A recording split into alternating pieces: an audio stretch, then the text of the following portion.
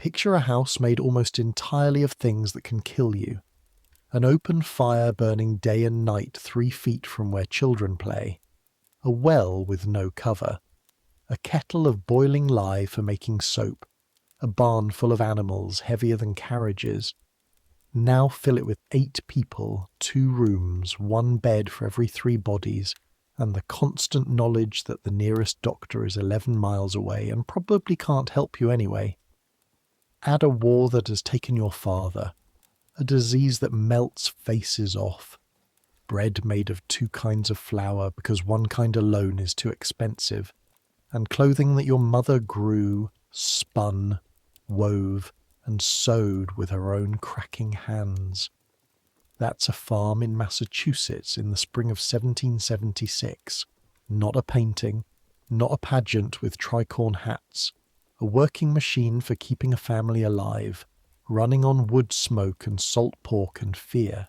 A place where you could bury a child in the morning and still have to milk the cows by evening, because the cows do not care about grief, and the cows are the difference between your other children eating and not eating.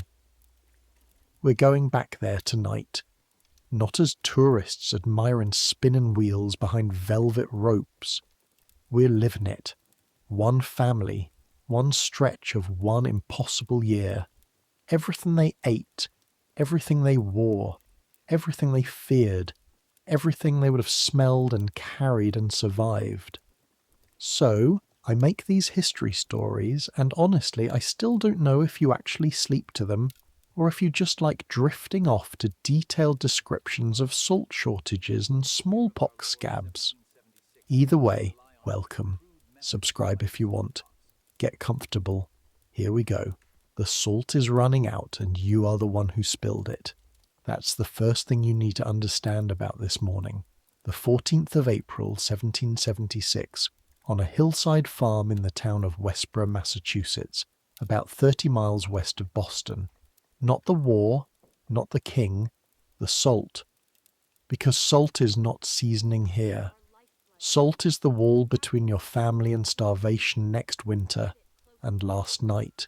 Carrying the wooden box down from the loft in the dark, you caught your heel on the ladder rung and a quarter of it went sifting through the floorboards into the darkness below, and there is no getting it back.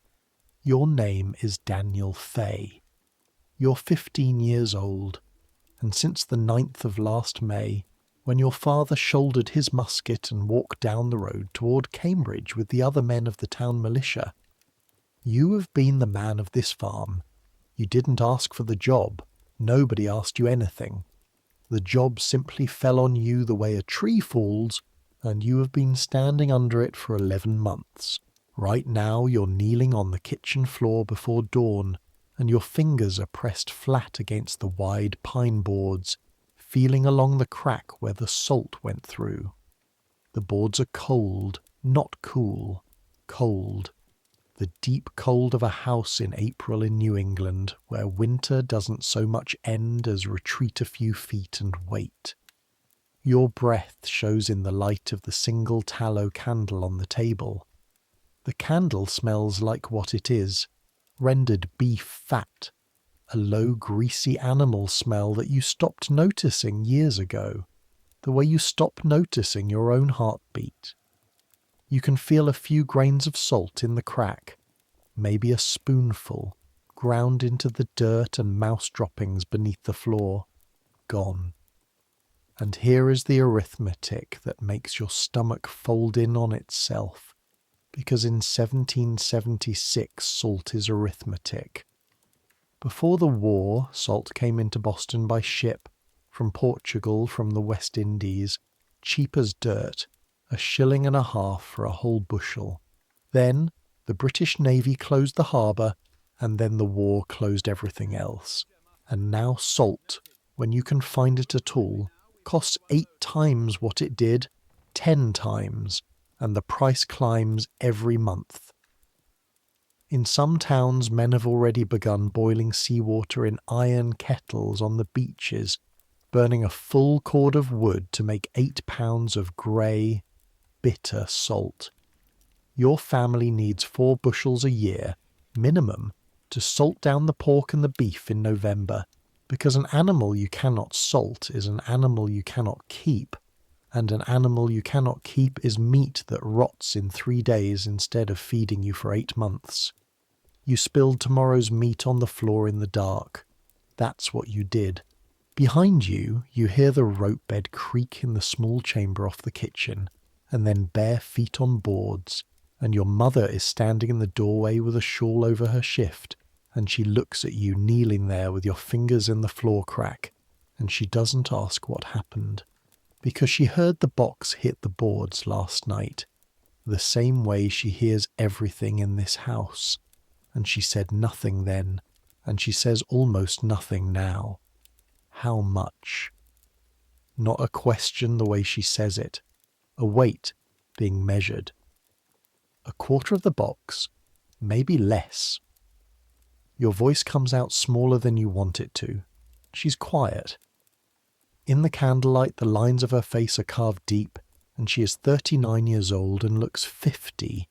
And every woman on every farm on this road looks the same way, because this is what the work does.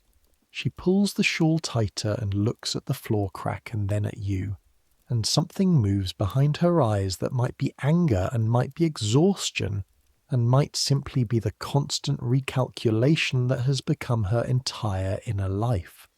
Food divided by mouths divided by months. Then we'll salt lighter and smoke longer come November, she says. Get up off the floor, the fire won't tend itself. And that's it. That's the whole punishment. And it is worse than being struck, because now the mistake belongs to everyone, and in November when the pork is undersalted and a barrel spoils, no one will say your name, and everyone will know. You get up. Your knees ache from the cold boards. You're 15, and your knees ache like an old man's, because that is what farm work does to a body, and you go to the hearth, and you begin the first task of every single day of your entire life. Making fire live. The fireplace is the size of a small room, 8 feet across, deep enough to stand in, a black cavern of stone that eats wood the way the ocean eats rivers. 30 cords a year this fireplace consumes. 30. Picture a stack of split wood 4 feet high, 4 feet deep, and 240 feet long. You cut most of it. Your shoulders know every foot of it. Last night's fire was banked, the coals raked together and buried under ash to keep them alive till morning, because if the coals die, you have a problem. There are no matches. Matches will not exist for another 50 years. If the fire dies completely, you either sit in the dark, striking flint against steel over a scrap of charred linen, shaving sparks into it, blowing until your head swims, which can take 10 minutes or 30, or you walk half a mile to the Brigham's farm with an iron pan and carry home living coals like something out of an ancient story, and everyone who sees you on the road knows your family let the fire go out, and that is a small shame but a real one. You kneel at the hearth and rake back the ash with the iron peel, and there, buried like a secret, the coals are still breathing, dull orange, sleeping. You feel the heat of them on your face before you see them glow.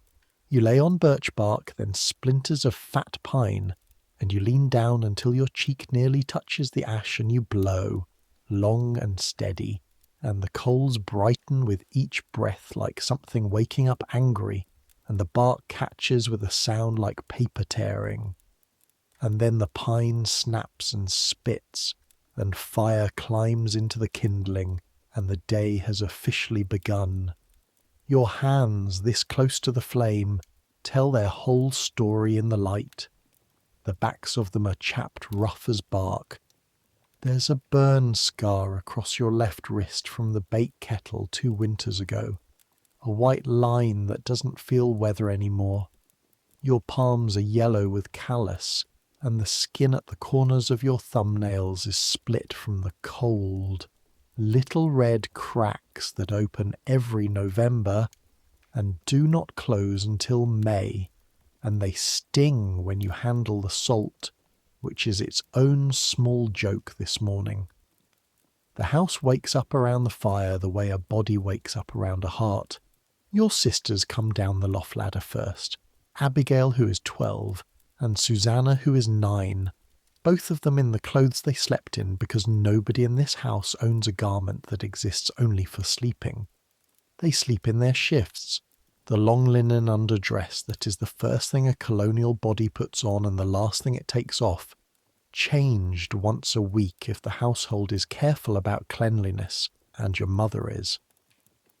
Then your brother Elisha, who is 7, dragging the shared blanket half down the ladder behind him until Abigail snaps at him, and last of all your grandmother, who comes down slowly, 1 step, both feet, 1 step, both feet, her hands gripping the rails, because her hips have been failing for 3 years and everyone in the house listens to her descent every morning without appearing to listen, ready to move fast. Breakfast is bean porridge, and I need you to understand something about bean porridge, because you are going to eat it in some form, roughly 300 times this year. It was made days ago. That's not neglect, that's the recipe. A great iron pot of dried beans and a hock of salt pork and water, simmered for hours until it breaks down into a thick brown mass, and then reheated morning after morning, the pot swinging on its trammel hook back over the fire, and there is an actual rhyme the children say. Bean porridge hot, bean porridge cold, bean porridge in the pot 9 days old, and it is not a joke, it is a description of the food supply. In deep winter, families freeze it solid, cut wedges off the frozen block, and thaw a wedge at a time. Cold storage, colonial style. By the 9th day, it tastes of iron and smoke, and something faintly sour underneath, and you eat it anyway. And here is the thing that would surprise you. It's good. It's hot. It's heavy. It lines your stomach like clay lining a cellar wall, and on a morning when you will spend 6 hours behind a plough, heavy is exactly what food is for. Food here is not pleasure. Food is fuel, and everyone eats like they're stoking a firebox, because they are. A working man on a farm in 1776 burns through 5,000 calories a day in the growing season, and every one of those calories was grown, killed, hauled, or churned by the same hands that eat it. You eat standing up, bowl in one hand, wooden spoon in the other, because you ate standing up yesterday and you'll eat standing up tomorrow. There is too much to do to sit. The porridge is scalding at the centre and cold at the edges. There's rye and Injun bread from Monday's baking, and this bread deserves a moment, because this bread is the whole colonial economy in a single dense loaf. Wheat doesn't grow well in New England. The blast ruins it. So wheat flour is money, and money is scarce. So the daily bread is made of rye flour and cornmeal, Injun meal, mixed. It bakes up dark, dense, slightly sweet from the corn, heavy as a brick and about the same colour, and a slice of it sits in your hand with real weight, and you spread it with butter. Your sister's churned, and the butter is the best thing on the table, and everyone knows it, and nobody wastes it, because butter is also money. Your mother sells the surplus in town, and the coins from the butter bought the needles and the pins and the school book. And so when Elisha gouges out a lump of butter the size of a walnut, 3 separate people say his name at the same time in the same tone, and he puts half of it back with the tip of his knife sulking. There is milk for the children, still animal warm because Abigail milked before breakfast, her forehead pressed into the cow's flank in the dark barn, her fingers aching in the cold, the milk hissing into the wooden pail in long ropes. There is cider for you and your mother, because in 1776 nearly everyone drinks cider. Morning to night, children included in most houses. Hard cider, fermented, mildly alcoholic, and before you judge them, understand the reasoning. Water is suspected. Water from a bad well kills people. Everyone has seen it happen, and nobody knows about microbes. They only know that people who drink cider and beer seem to sicken less than people who drink from doubtful wells, and so the whole society runs on a low, steady hum of fermented apples. Your family's orchard, 40 trees on the south slope, exists mostly for this. Barrels of cider in the cellar lined up like fat soldiers, 30 barrels pressed last October, and by this point in April the cider has gone hard and sharp and it bites the tongue, and it is the taste of every meal you have ever eaten. While you eat, your eyes do what they do every morning, an inventory you cannot stop performing. The kitchen is the whole world, and the whole world hangs from the ceiling. Strings of dried apples like leather rings, braids of onions gone soft and sprouting green at the tips, because it's April, the bottom of the year, the hungry gap when last year's food is running out and this year's food is still seed in a sack. Ears of seed corn tied by their husks to the beams, out of reach of rats. A few last squashes on the shelf, their skins wrinkled like old men's knuckles. 2 of them gone soft on the underside, which means squash for dinner today and tomorrow, because the rule of the hungry months is simple and unbreakable. You eat what is about to rot, in the order it is about to rot, and what you want has nothing to do with it. In the cellar under your feet, reachable through a hatch and a ladder, the real accounting lives. 2 barrels of salt pork left of the 5 you put down in November. The meat submerged in brine strong enough to float an egg. Grey, pink slabs of it that must be soaked before cooking or they'll pucker your whole mouth. 1/2 barrel of salt beef. A few bushels of potatoes gone wrinkled and sprouting eyes, which the girls will rub off by hand. Turnips going punky. The apple bins nearly empty, everything left in them fit only for the pigs or the cider press. And the 2 remaining bags of last year's grain which must last until harvest, which is 5 months away, and your mother knows to the quart how much is in those bags, and every baking day the level drops, and she watches it drop the way sailors watch the water in a leaking boat. That is what ordinary families ate in 1776, not what they chose, what was left. After breakfast comes dressing for the day's real work, and dressing is its own document, because in 1776 you're wearing your family's labour on your body, nearly every thread of it. Start from the skin, the shift you slept in, linen, grown as flax in your own north field. You remember that flax as work, pulling it up by the roots in August, whole plants, your hands green-stained and blistered, then weeks of rotting it in the dew, breaking it on the flax break with a sound like snapping bones, swingling it, hackling the fibres through beds of iron spikes until what was a plant became something like coarse blonde hair. Then your mother and Abigail spun it, evenings all winter, the low whir of the wheel a sound so constant in this house that silence feels like something missing. Then it went to the weaver in town, because your family doesn't own a loom, and came back as cloth, and your mother cut and sewed it by firelight, backstitching every seam by hand, and the shirt on your back represents, if you counted it up, something like 100 hours of human labour, and that is why clothing is listed in wills.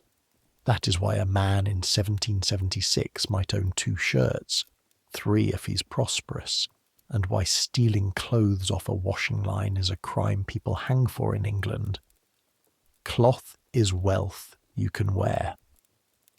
Over the shirt, a waistcoat of linsey woolsey, linen warp and wool weft, wool from your own 6 sheep, sheared by you, washed in the brook, carded by Susanna, who does it badly and gets scolded, spun by your grandmother, whose hips are ruined but whose hands still remember. It is dyed a brownish gold with butternut hulls, because indigo is imported, and imported means British and British means no. Then breeches of leather, actual buckskin, bought second hand, worn to the shape of another man's knees before they learned yours, and wool stockings your grandmother knitted, darned at both heels with wool that doesn't quite match, and shoes. Let me tell you about the shoes. There is no left shoe, there is no right shoe. Shoes in 1776 are made on straight lasts, identical, and your feet mould them into left and right by pain over months. Yours were made by the town cordwainer 2 years ago, and you have greased them with tallow so many times the leather is nearly black, and the sole of the right one is worn through to a thinness you can feel every pebble through. And new shoes cost more than a week's wages for a grown man. So the sole will be patched, not replaced, and your feet will be wet until it is. And wet feet in April are simply a condition of existence, like weather. The last thing you put on is your father's old felt hat, which your mother handed to you without ceremony in June, after he had been gone a month, and neither of you said anything about it, and you have worn it every day since. Outside, the morning is raw. The sky is the colour of wet wool, and the wind comes out of the northeast with an edge on it, and the mud in the dooryard grabs at your shoes with a sucking sound at every step. April in Massachusetts is not spring. April is winter's debt collection.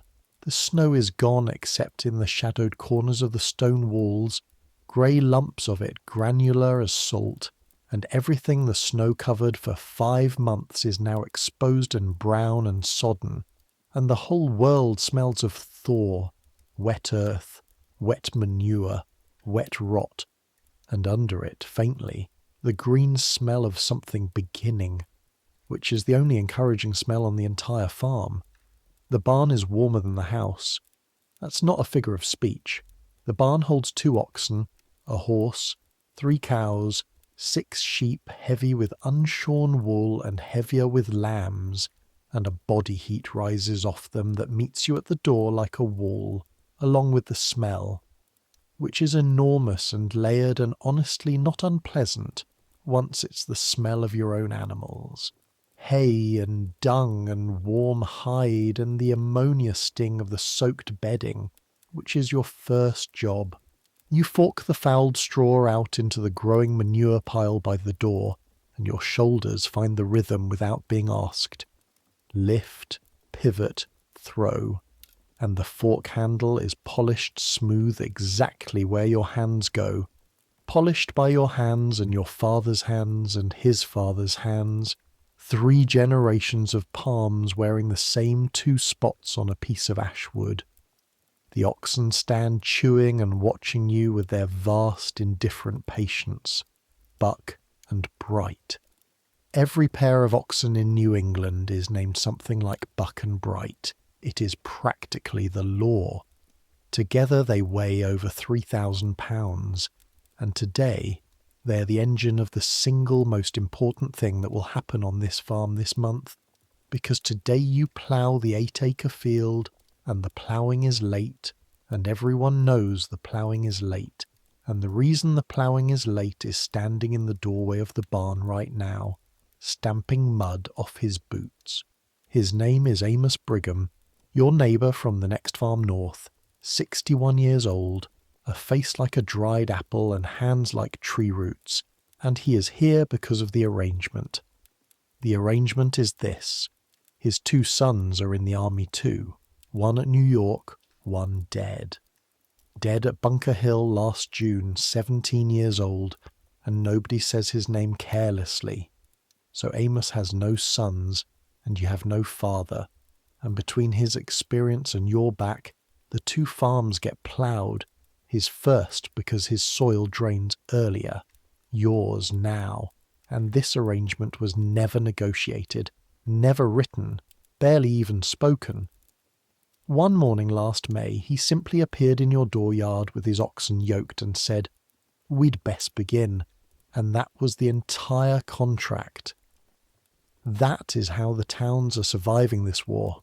Quietly, farm by farm, women and boys and old men reassembling themselves into something that can still pull a plough.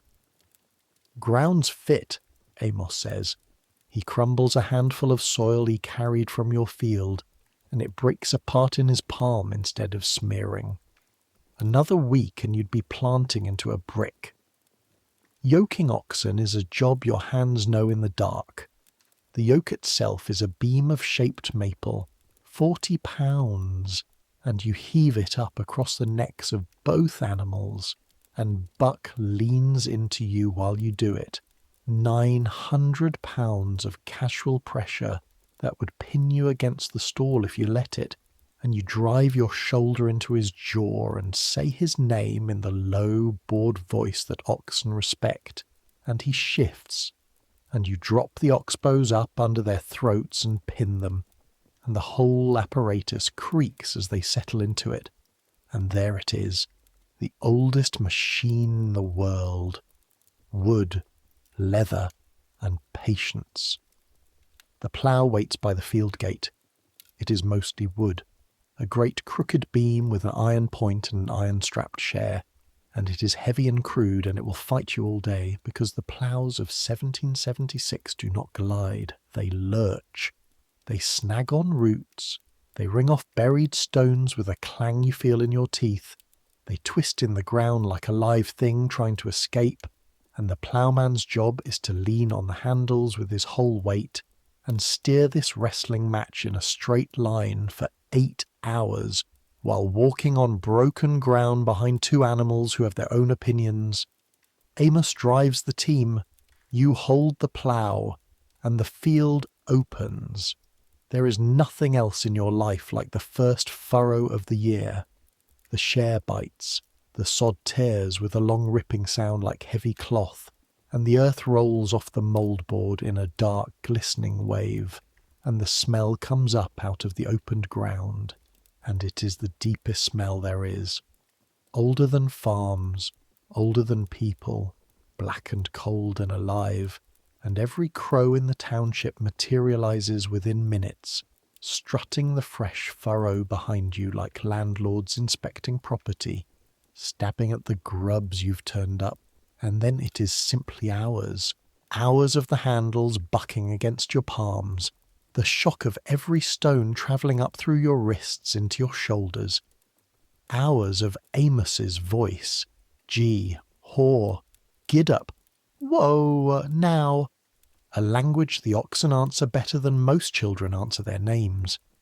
Hours of your feet finding footing in soft tilted earth, your ankles working constantly, your thighs burning by mid-morning and simply reporting a distant permanent ache by noon.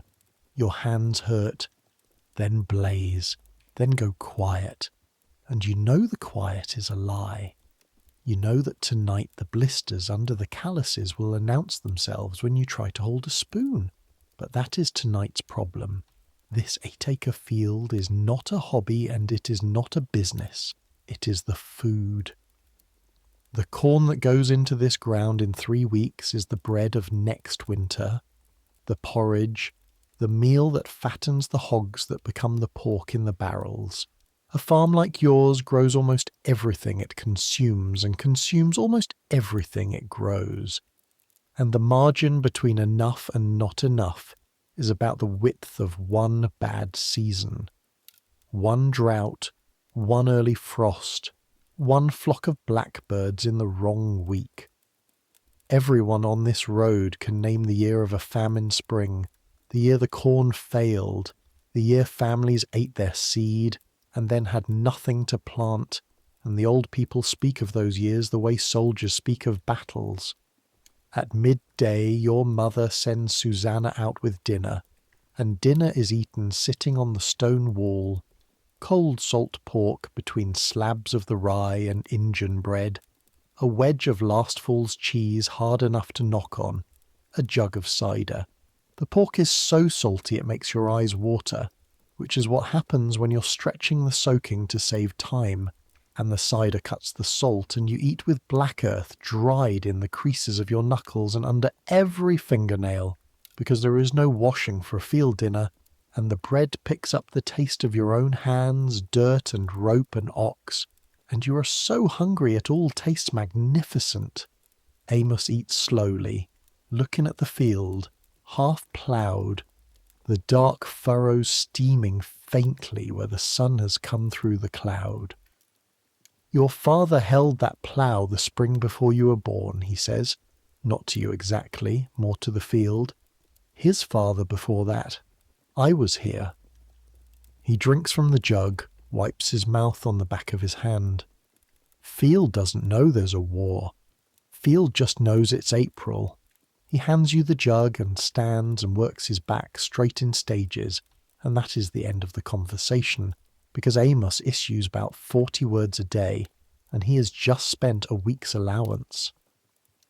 By late afternoon the field is turned, all 8 acres, corduroy ridges of black soil edge to edge, and your whole body is one connected ache from your heels to the base of your skull. And this, I want you to understand, is a good day.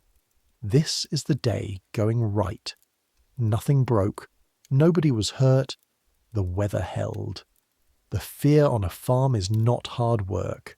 Hard work is the sea you swim in. The fear is the interruption, the ox that goes lame, the share that snaps on a stone with 3 acres still to turn, the boy who slips under the wheel, and every family knows a family that lost a child that way, to a cart, to a kettle, to a well, to a kick. The farm is trying to feed you and kill you at the same time, all day, every day, and the entire skill of this life, the thing your father spent your whole childhood pounding into you, is doing dangerous things carefully, 10,000 times in a row, without ever once getting casual. You unyoke the team in the blue dusk, rub down their necks where the yoke pressed, fork them their hay. Your hands have stiffened into curved shapes, plough handle shapes, and you have to open the fingers deliberately one at a time, and the blisters have arrived on schedule, 2 on the left hand, 3 on the right, one of them broken open and weeping, and tonight your mother will put tallow on them and wrap a linen strip round the worst, and tomorrow you will do the harrowing, which is lighter work, and by planting time your hands will have added this year's layer to the callus, another ring in the tree. That is the labour. Now come inside, because the evening's where the year 1776 actually lives in this house, and it lives in the corner of the kitchen, and it makes a low humming sound, the spinning wheel. Every evening of every day, once supper is cleared, the great wheel comes out from the corner, and your mother or Abigail stands beside it, and the humming begins, and it does not stop until the candle is judged too far gone to justify. And this is not the cosy scene the paintings make of it. This is politics. This is, in the year 1776, very close to a weapon. Understand what happened. For 100 years the colonies wore England, English broadcloth, English calico, English silk if you were grand, cheap English Osnaburg if you weren't. Britain wanted it exactly that way. Colonies were supposed to ship out raw goods and buy back finished ones. That was the whole design, and Parliament wrote actual laws to strangle colonial cloth-making in its cradle. And then came the taxes, and the boycotts, and suddenly the most political thing an ordinary family could do, more available than a musket, more constant than a vote, was to refuse the cloth, wear homespun, grow it, spin it, weave it, and let the merchants' shelves of British goods gather dust. And the astonishing thing, the thing worth lying awake on, is who that handed the war to. It handed it to the women. Men signed declarations. Women made the boycott exist hour by hour at arm's length in 10,000 kitchens. There were spinning matches on town greens, 40, 60, 90 women and girls with their wheels lined up outside the minister's house, spinning from sunrise to dark while half the town watched and cheered, and the newspapers printed the yardage totals like battle reports. Daughters of Liberty they called themselves, and a girl of 16 could stand at a wheel in front of her whole congregation and understand correctly that she was committing an act of resistance against the largest empire on earth. So when your mother stands at the great wheel tonight, stepping back and forward, her right hand turning the drive wheel, her left arm drawing the carded wool out and up into a long angled thread, walking her daily miles inside a 10-foot kitchen, the hum of it is not a domestic sound. It's the sound of the household's politics running at full speed. Abigail cards beside her, seated, a wooden paddle full of iron teeth in each hand, ripping small handfuls of washed fleece between them. Scritch, scritch, scritch, until the tangled wool becomes a soft-aligned bat, and she rolls it off into an airy sausage and adds it to the basket, and her hands are 12 years old, and already carry the small scars and roughness of the work. Susanna Wynne spun yarn off into skeins on the niddy-noddy, counting turns under her breath because losing count means measuring wrong means the weaver scolds. Your grandmother knits by feel more than sight, a stocking growing under her fingers at a speed that seems like sleight of hand, the needles ticking, and she does not look at her hands. She looks at the fire, and sometimes her lips move, and you cannot tell if it is prayer or arithmetic or conversation with people who are no longer alive. And you mend harness, all waxed linen thread, the leather cold and stiff in your lap, forcing the awl through with your palm and feeling the resistance give way in stages, and the fire cracks and collapses on itself. And Alicia is set to shelling last year's seed corn off the cob into a bucket, thumbs pushing rows of hard kernels loose, a rattling like slow rain. And this room, this circle of orange light with the whole black continent of night around it, is the entire evening entertainment industry of rural Massachusetts. There is no other room, there is no other light. Candles are counted, you made them yourselves in October, dipping wicks into melted tallow 40 times each, hundreds of candles for the year, and still they are counted, and the household runs on firelight and goes to bed early, because light is expensive and sleep is free. Your mother spins, and while she spins she talks the day's ledger out loud, half to you, half to the wheel. The salt, again, briefly, without blame, the word simply set down on the table of the conversation like a stone. Then, the widow Hower's wool to trade and wants flax. The minister's wife is asking every household for old linen, scraped lint and bandage rolls for the army, and your mother has set aside a worn sheet, and there is a pause after she says it, in which everyone silently completes the thought, bandages, army, father, and nobody completes it out loud. Then, no letter this week. The post rider came through the town on Tuesday and there was no letter, and that is the 9th week without one, and she says it in the exact same voice she used for the wool and the flax. And that voice, that flatness, is a made thing, a manufactured calm, and every child in the room knows it is manufactured and pretends not to. The last letter, the one from February, lives folded in the family Bible, and you have all read it so many times the folds have gone soft as cloth. It was written from the lines around Boston in the last weeks of the siege, in your father's careful cramped hand, The letters of a man who writes maybe 6 times a year. It said the army was well, though the smallpox was in Boston. It said, tell Daniel the Northfield wants dung before ploughing, which you did. It said, kiss the little ones. Then in March the miracle happened. The guns went up on Dorchester Heights in a single night. Cannon dragged 300 miles on sledges from Ticonderoga through snow by men and oxen, and the British woke to find the harbour under the muzzles, and on the 17th of March they simply left. Boarded their ships, 120 of them, 9,000 soldiers and 1,000 loyalist families who chose the ships over their neighbours and sailed away. And the bells rang in every town in Massachusetts, yours included, and for 1 week the war felt over. It was not over. The army marched for New York because everyone from General Washington down to Amos Brigham knows the British fleet is coming back and coming there.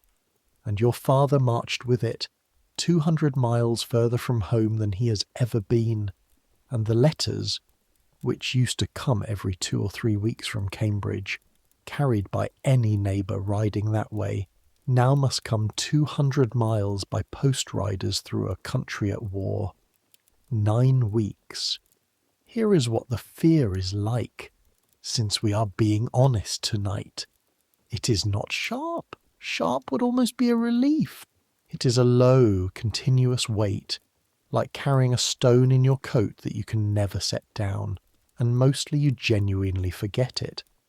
For whole hours the plough and the salt and the sheep leave no room for it, and then something small, a man on the road walking with your father's exact gait. The smell of pipe smoke, his initials cut into the handle of the felling axe, and the stone announces itself, and your stomach drops an inch, and then you pick the axe up and go on splitting wood because there is nothing else to be done with the feeling. There is no telegraph. There is no casualty list posted anywhere you could read it. If your father took a fever in New York 3 weeks ago, he could be 3 weeks buried and you would be standing here mending harness, not knowing. And this is the arithmetic of every family on this road. And it is why the arrival of the post rider in the town centre draws a small silent crowd every single time. Women with their hands wrapped in their aprons, standing very still, watching a saddlebag being unbuckled. The candle gutters. Your mother measures it with a glance, weighs 1 more skein against 1 more inch of tallow, and stops the wheel with her palm. The hum dies. The fire gets banked, coals raked and buried, and the covering of the fire is the true end of the colonial day. So much so that the old word for it is where our word curfew comes from. Couvre-feu, cover the fire, and your mother does it the way her mother did it, and the room goes from orange to grey to almost nothing.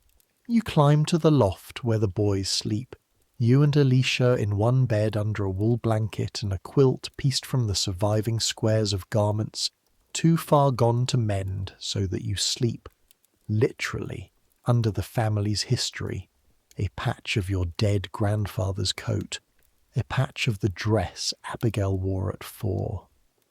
The tick under you is stuffed with corn husks and it rustles like whispering whenever either of you moves. Alicia's asleep in half a minute, breathing with his mouth open.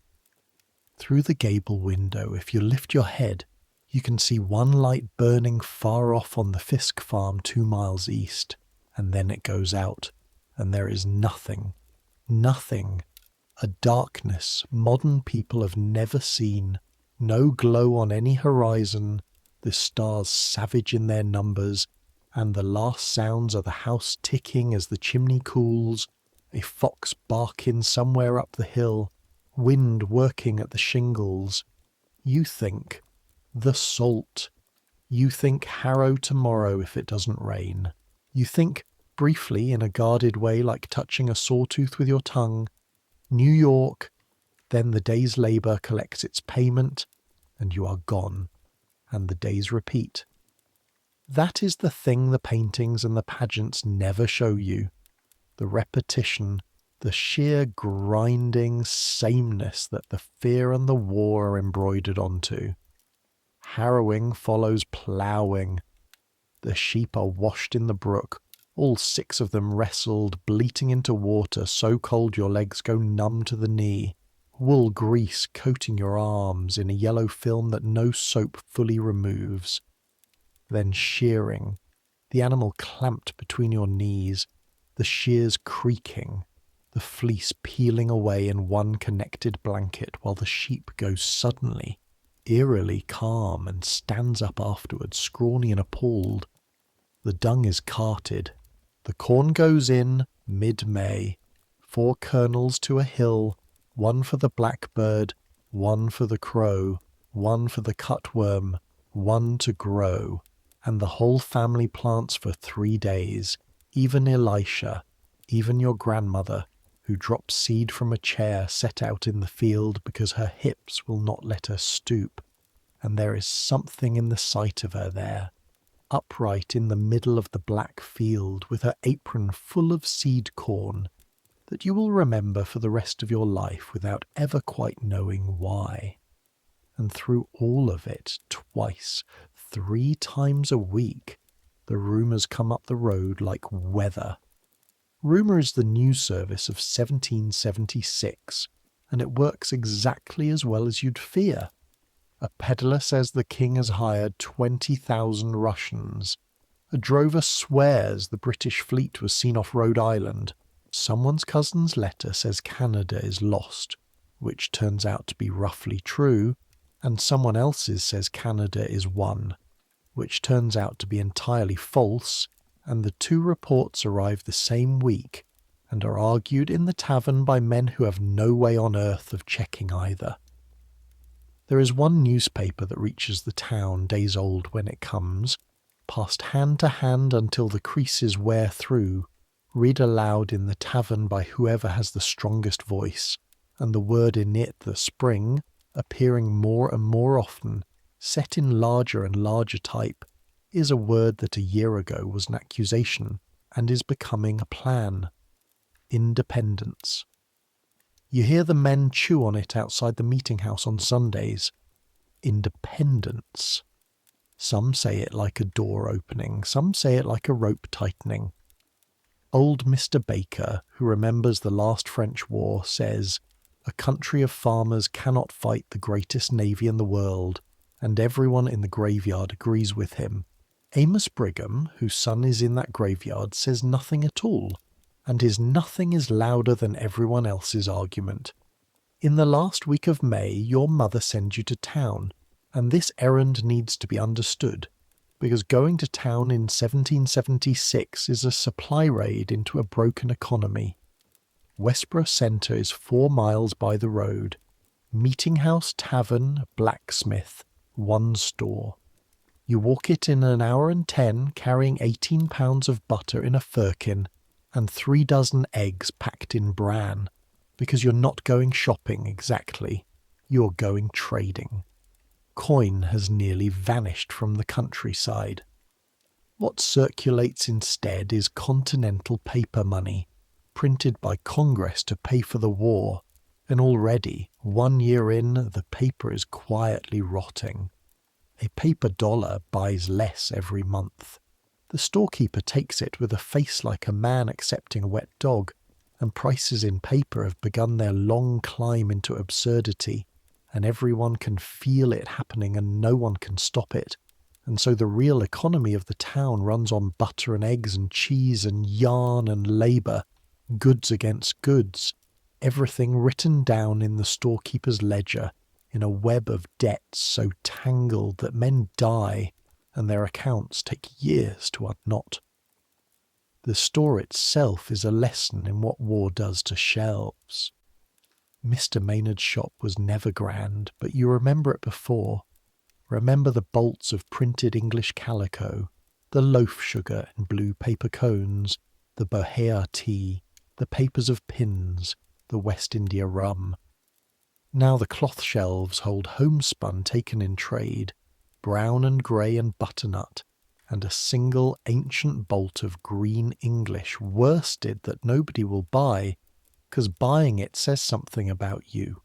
There is no tea, or rather there is no tea anyone will be seen buying, tea being the most poisoned word in the American language, and families that once drank it twice a day now brew raspberry leaf and call it Liberty Tea, and pretend, communally, heroically, that it is just as good.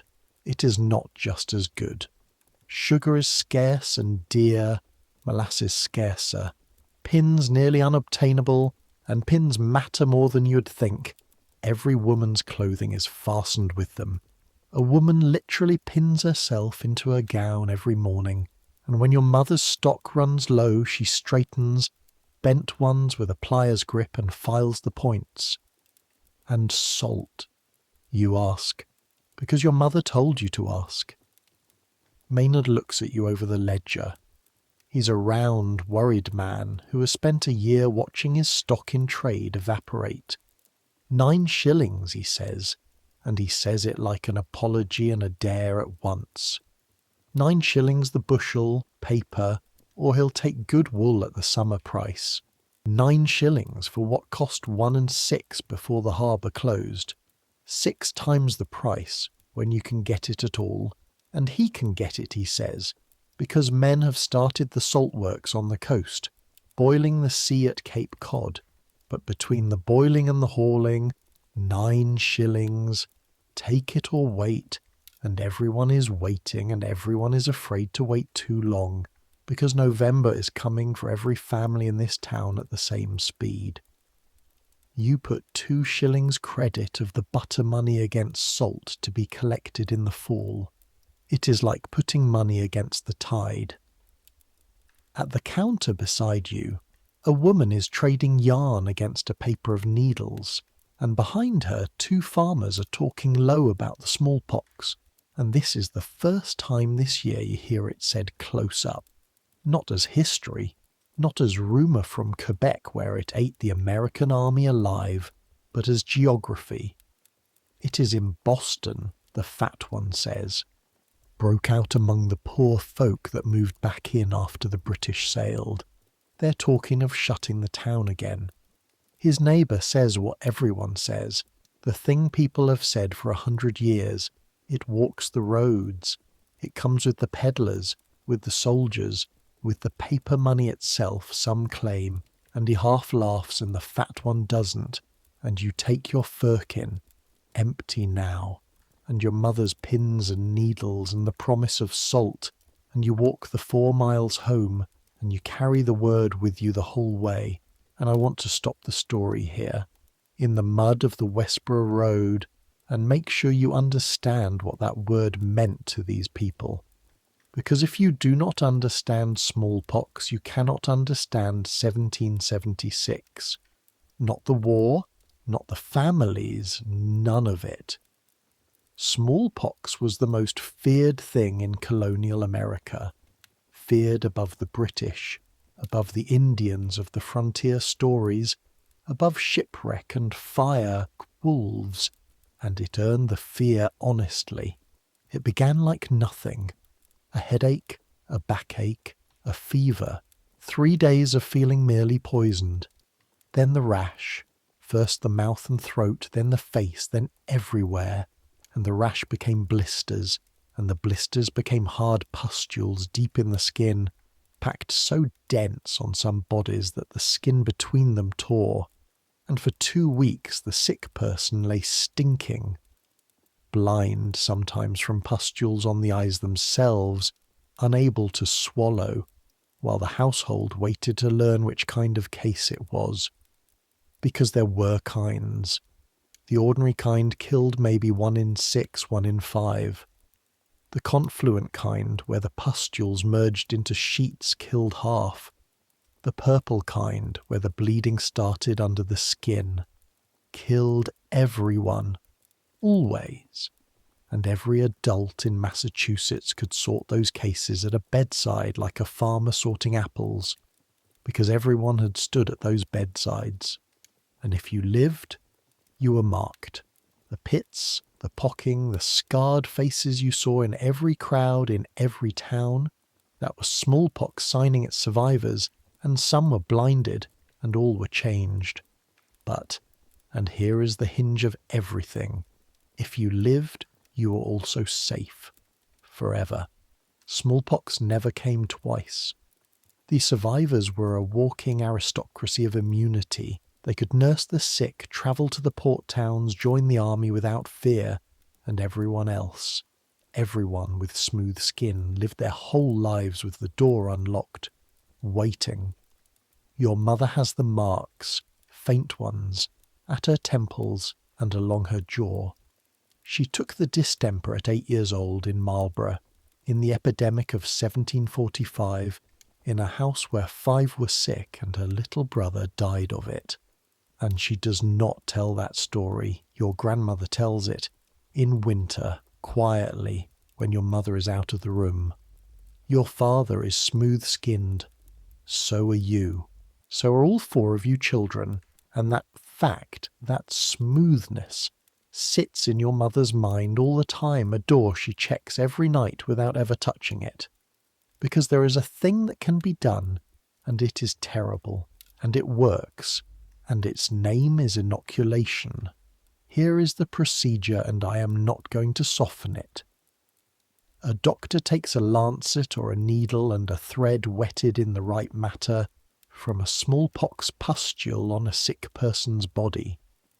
He makes a small cut in the arm of the healthy person, barely deeper than a scratch, and lays the infected thread into it and binds it, and then, on purpose, deliberately, with the family's consent and payment, the healthy person gets smallpox. But, and this is the mystery no one alive in 1776 can explain, they get it small. Smallpox taken through a cut in the skin, instead of breathed into the lungs, runs mild in most bodies. A real fever, real pustules, real misery, 2-3 weeks of it. But the deaths fall from 1 in 6 to 1 in 50, 1 in 100 with a careful doctor, and at the end you have the scar on your arm and the same lifelong armour as any survivor. The Puritan minister Cotton Mather championed it in Boston half a century ago, having learned of it, and this deserves to be said plainly, from an enslaved African man named Onesimus, who described the practice from his homeland, where it was old knowledge, and Boston rewarded Mather with fury, and someone threw a bomb through his window with a note attached, because deliberately giving people smallpox struck a great many colonists as either madness or blasphemy, and also because an inoculated person during those weeks is genuinely contagious, is a walking outbreak, and can seed the natural kind, the killing kind, into everyone around them. So the law steps in. Inoculation is banned in Massachusetts except when an epidemic is already burning, and then it happens in guarded houses, hospital houses, set apart, flagged, fenced, everything the patients touch smoked or burned, and this year, this very summer, with the pox loose in liberated Boston, the town has thrown the gates open, and thousands are pouring in to be inoculated, whole families, and among them, though you will not learn this for years, a small, sharp-eyed woman named Abigail Adams with her children. Writing to her husband John at the Congress in Philadelphia between fevers. That is the sum of what a family in 1776 knows about protecting its children from the era's worst killer.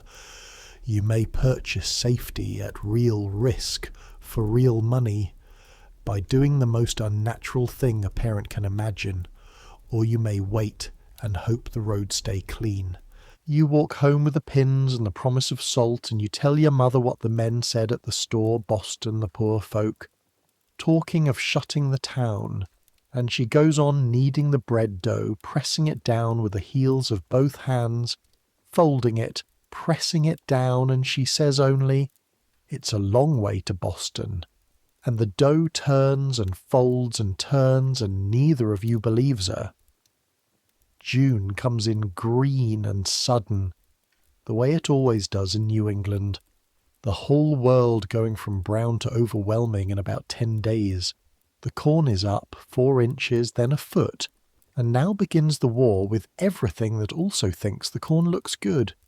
You and Elisha walk the rows with hoes, and Elisha walks the edges banging a pot at the blackbirds, and the woodchucks tunnel in under the wall and must be trapped or shot, and the deer come by night, and the crows hold their insolent parliaments at the field edge, and post sentries against you, actual sentries, and every farmer in Massachusetts will tell you with complete sincerity that the crow is the most intelligent creature God made, and that God made it specifically as a judgment on farmers. The garden behind the house comes into its own, and the garden is your mother's country, 1/2 an acre ruled to the inch. Peas first, the first fresh green food anyone has tasted since October, and the first mess of peas is an event, an actual feast night, everyone's plate heaped with them shining in butter, and Elisha eats until he hurts himself. Then young onions, lettuces, the beans climbing their poles, cucumbers, cabbages for the winter's sauerkraut, turnips, carrots, parsnips to be left in the ground for frost to sweeten, and the herb bed by the door, which is the family pharmacy. Sage for sore throats, feverfew for headache, comfrey for poultices, wormwood, tansy, rue, mint. And your grandmother is the physician of this pharmacy, and her knowledge is deep and old, and about 1 part in 3 of it actually works, which is, to be fair, roughly the success rate of the trained doctors of 1776, who will bleed you into fainting for a fever and charge for it. The cows are in full milk now, and the dairy takes over the women's mornings. Milking at dawn and dusk, the milk strained through linen and set out in broad pans in the cool of the buttery for the cream to rise, the cream skimmed and churning is an hour of monotonous violence, the dash driven up and down, 600 strokes, 800, Abigail and Susanna trading off with aching arms and chanting the butter charm, "Come butter come," until the slosh in the churn suddenly changes the voice, goes thick, breaks, and there it is. Yellow grains of butter riding on the buttermilk, washed, salted, worked with wooden paddles, pressed into the firkin, money.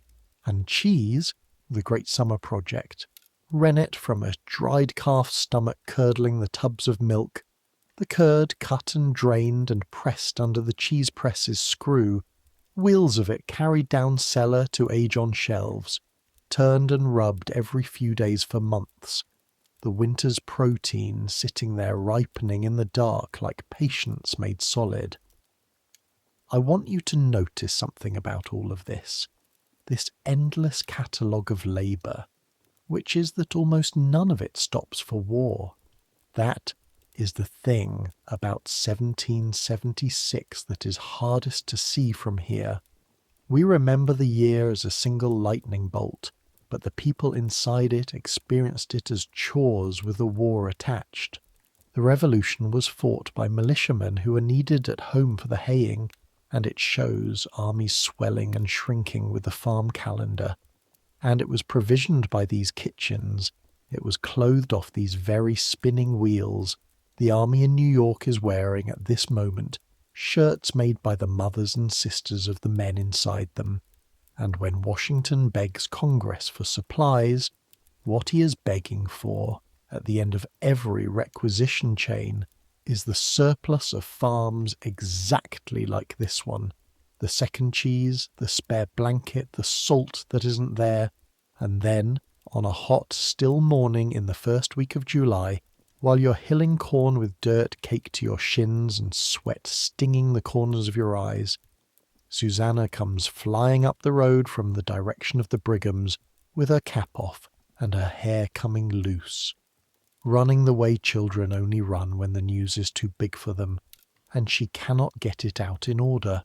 It comes out in pieces. A rider, the tavern, Philadelphia, and the piece that finally lands. The piece she has been holding in her mouth the whole half-mile like a live coal. Independence. They've declared it. The Congress. We're not England anymore. You stand there in the corn with the hoe in your hands, and the world does the thing it does at such moments, which is absolutely nothing. The corn ticks in the heat. A bobolink sings on the wall. Your body continues to itch and sweat exactly as before, and inside you something enormous shifts its weight, slowly, like a ship coming off its mooring, and you look at the farm, the house, the barn, the walls your great-grandfather laid, and every one of those stones was piled up by an Englishman.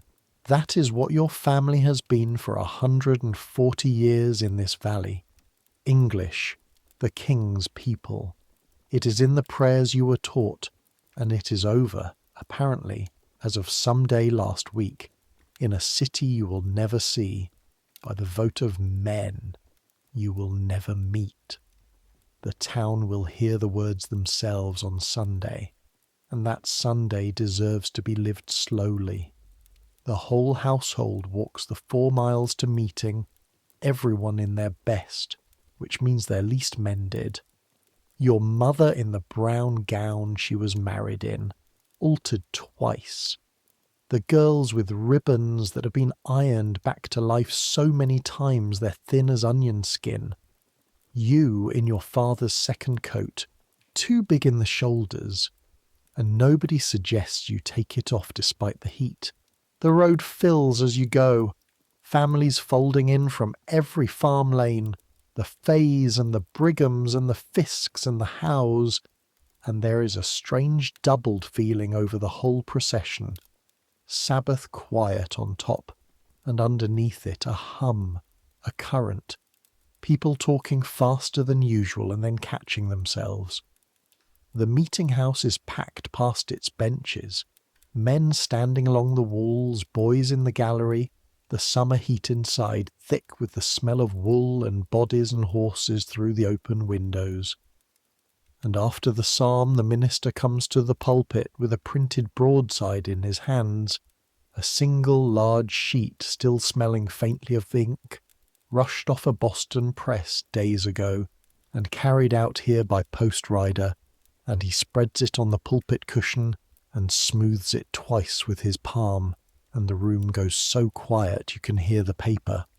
In Congress, July 4th, 1776. The unanimous declaration of the 13 United States of America. He reads it all, and here is what you notice, standing wedged in the gallery with your arms pinned to your sides. The famous part, the part every school child of the future will recite, all men are created equal, moves through the room like a fine sentence, appreciated, nodded at.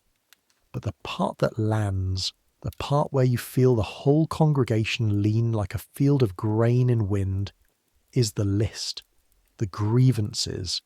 He has plundered our seas, ravaged our coasts, burnt our towns, and every head in a building sees Charlestown burning under Bunker Hill, saw the smoke themselves, some of them, from their own hilltops.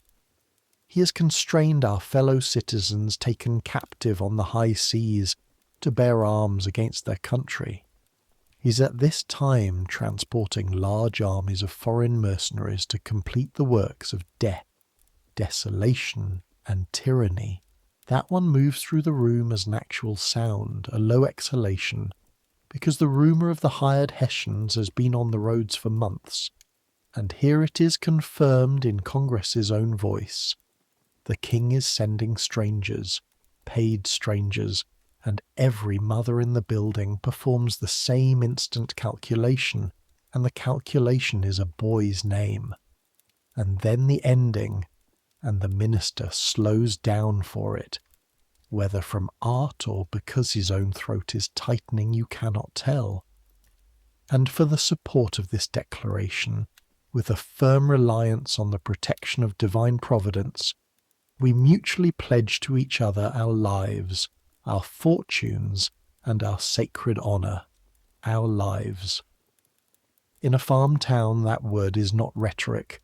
Half the pews in this building are missing a man, and the words fall into those gaps and fill them, and you look down from the gallery and find your mother's face, and she is not weeping.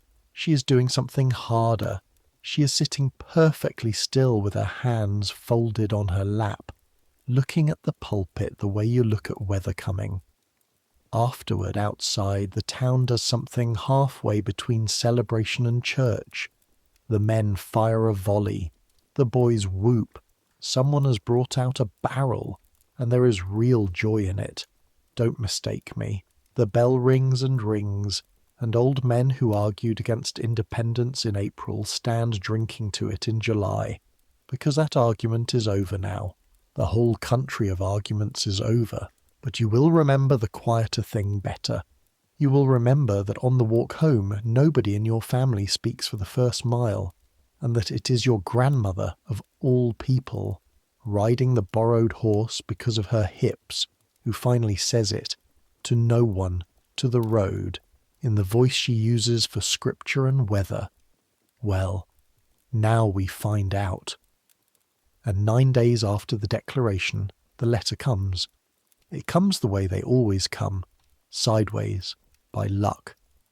A Westboro man discharged sick from the New York lines rode home by way of Hartford, carrying a packet of letters for 6 families, and he leaves yours at the tavern, and the tavern keeper's boy runs it out to the farm at the end of his day, 4 miles in the long evening light, because that is what you do with the soldier's letter. You do not let it sit. Your mother wipes her hands twice on her apron before she takes it. She looks at the direction, your father's writing, and something in her shoulders lets go about half an inch, because the writing itself is the first message. He was alive to write it. She breaks the seal at the table with everyone standing around her in a horseshoe, and she reads it out slowly, the way you read the writing of a man who went to school 4 winters total. New York, the 28th of June, 1776. He is well, thank God, though the flux has been through the camp and taken more men than the enemy has. The works they are digging are prodigious. The city is a strange, proud, dirty place, and the price of everything would make a Westboro man weep. On the 29th, and here his letter interrupts itself, a line squeezed in afterward, crosswise in the margin, in darker ink. The fleet is come. They say 100 ships below the Narrows and more each tide. The bay is a forest of masts. We are in good heart. Tell Daniel the hay must not wait on any news. Kiss the children. Your loving husband. The fleet is come. You all stand there and listen to the words a second time because she reads it twice, and you can hear, outside, with terrible clarity, the ordinary evening going on, the cowbell, the swallows, a dog somewhere, while inside the kitchen everyone privately looks at the same picture, a forest of masts. What your father was watching from his trench 9 days ago, what has certainly grown since, what all those masts are for. The largest expeditionary force Britain has ever sent anywhere on earth is assembling within eyesight of the man whose hat you are wearing, and the last thing he thought to say about it was that the hay must not wait. So the hay does not wait. Haying is the great labour of high summer, and it owns you for weeks, and this year it owns you with a fleet in the back of your mind, which turns out to be strangely a mercy. because haying leaves no room in the body for anything else. You and Amos mow the home meadow together, scythes swinging in staggered echelon, and mowing is the most skilled brute work there is.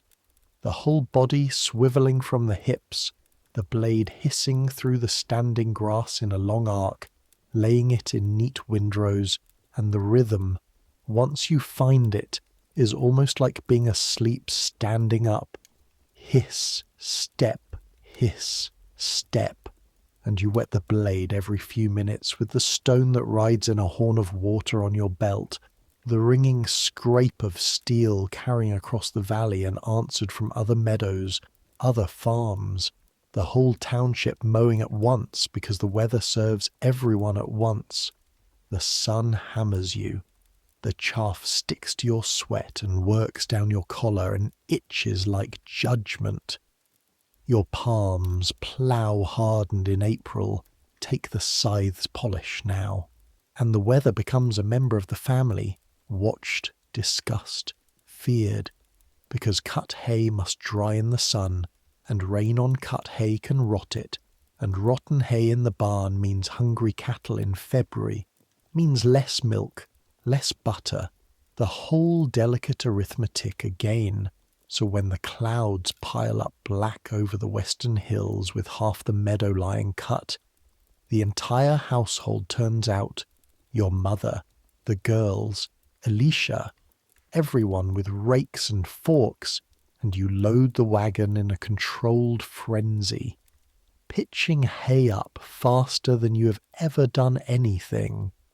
The first fat drops hitting the dust of the lane as the oxen lean into the load, and the rain arrives in a grey wall exactly as the last fork of it passes under the barn lintel, and everyone stands in the great doorway gasping and laughing at the sheer melodrama of it, soaked to the skin, watching the downpour hammer the stubble, and that laughter, breathless and half hysterical in a barn doorway, is the purest happiness anyone in this family will feel all year.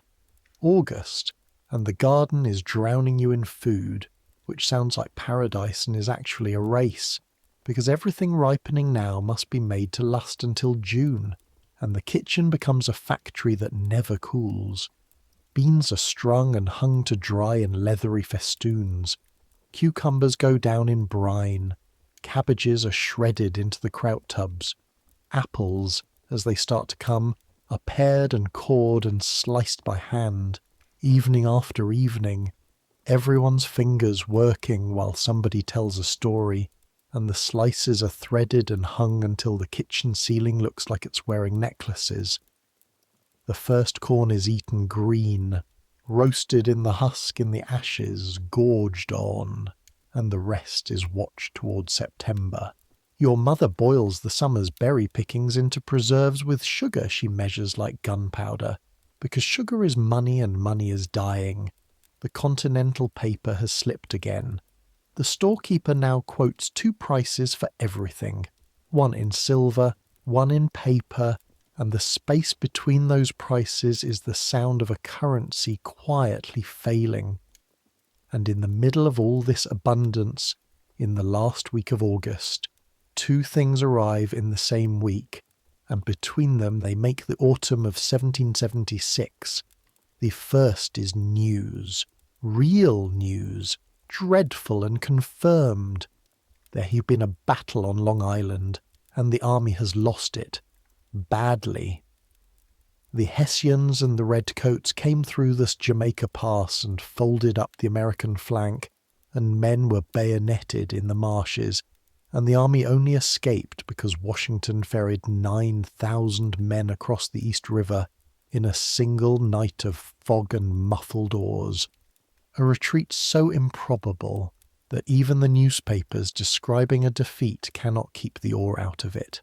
The Westborough companies, the letter writers say, were not in the worst of it. Were not, as far as anyone knows. As far as anyone knows is now the phrase the whole town lives inside. New York City itself falls in mid-September, the army retreating north, and the war, which in July was a proud noise, has become by September a long list of towns with unfamiliar names, each one closer to the last: Harlem, White Plains, and no letter, no letter, no letter. The second arrival is quieter. It comes on foot in the shape of a peddler your family has known for years, a stooped, cheerful man who walks a circuit from Boston, out through Worcester County with a tin trunk on his back, needles, ribbons, almanacs, news. He stops at the gate as he always does, but he does not come in, which he always does. He stands at the gate in the September sun and calls the house.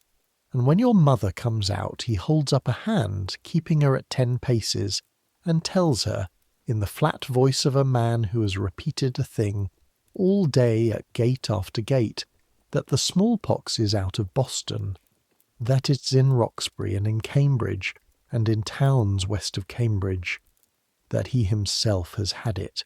Look at his face, he is safe as a stone.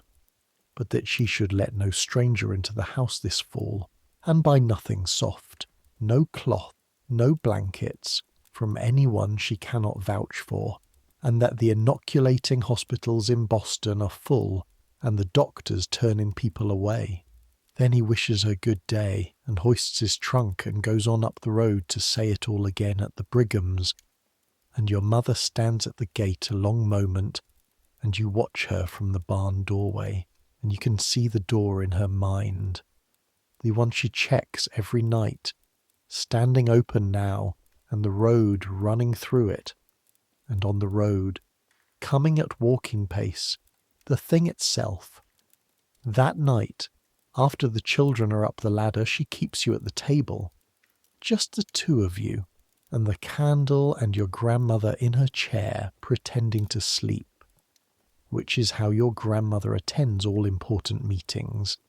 She lays it out the way she lays out everything, in quantities. Dr. Crosby in the next town has license to inoculate this fall. The selectman granted it now the pox is general. He has taken a house on the far side of his farm for a hospital house.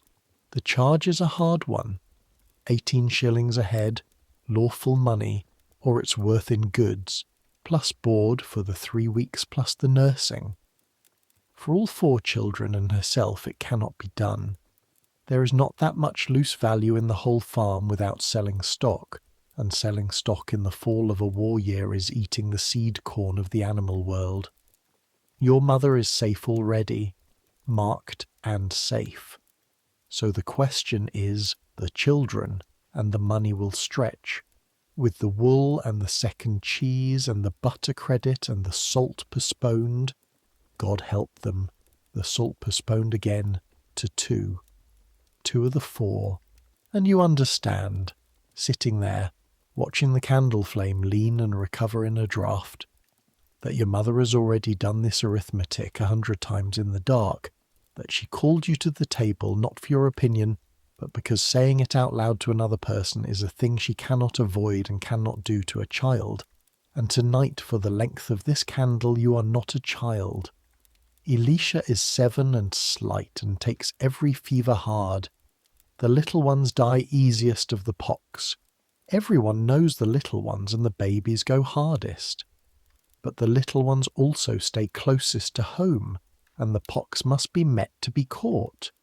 You are 15 and strong as the workers made you, and you are also the one who goes to town, to the mill, to the store, who handles strangers' goods and strangers' coins, who will, if the war goes on long enough, and it is going to go on, one day shoulder a musket into a camp, and the camps are where the pox reaps like August.